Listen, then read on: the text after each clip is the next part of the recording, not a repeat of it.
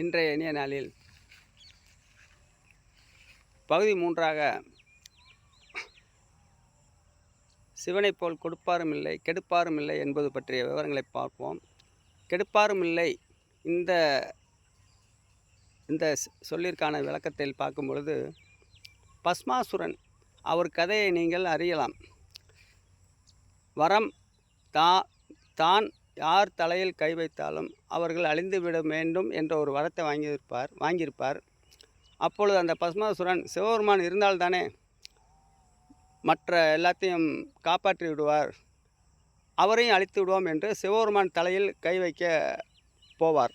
அப்பொழுது சிவபெருமான் ஒரு அழகான பெண்ணின் அம்சமாக ஒரு உருவத்தை வரவைத்து நடனம் ஆட செய்து, மனதை மயக்கும் நடனம் ஆட செய்து பஸ்மாசுரன் முன்பாக ஆடும் பொழுது அவளுடைய நடன அசைவுகளில் அந்த பெண்மணி தன்னுடைய தலைமையிலே கை வைத்து நடனம் ஆடுவது போல் செய்திருப்பார் சிவபெருமான்.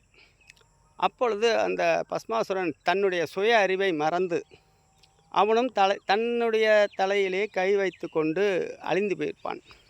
அதை போலவே இந்த உலகில் பல நாடுகள், பல மதங்கள், தன்னுடைய மதமே பெரியது, சிவபெருமானின் தொண்டர்களை நன்றாக தெரிந்து கொள்ள வேண்டும்.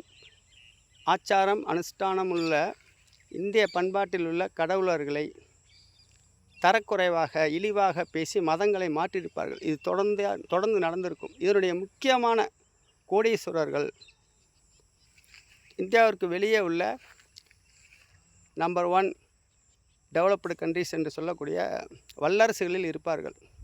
அவர்களெல்லாம் முக்கியமானவர்களெல்லாம் வைரஸ் தாக்குதலில் 2019 இறந்து போயிருப்பார்கள். ஆக டைரக்ட் அண்ட் இன்டைரக்டாக ஒரு அழிவு வந்தால் அதில் அழிவிலிருந்து ஆக்கங்களும் இருக்கும். சிவபெருமானுடைய அனுக்கிரகமானது அழிவிலிருந்து ஆக்கங்கள் வந்திருக்கும்.